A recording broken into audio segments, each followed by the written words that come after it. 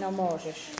Tento obchod sa volá Potraviny Euro a bol postavený ako prvý a postavil sa v roku 1050 dní.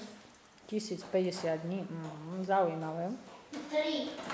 A to je všetko. No a čo všetko máš v tom obchode? Na čo si myslel? Toto je na to, čo... To nechaj tam, to nevyberaj.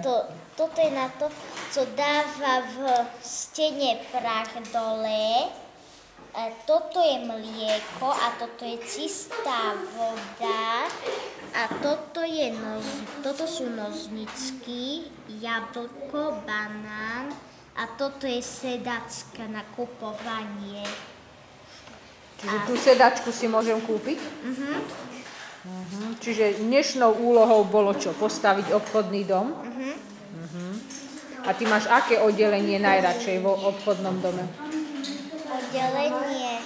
Kde najradšej chodíš s maminou? U nás tam, v Hypernove. No ale čo najradšej kúpiš? Hráčky, nie? No, ďakujem ti veľmi pekne. Maj sa krásne, ahoj. Ahoj, dovidenia.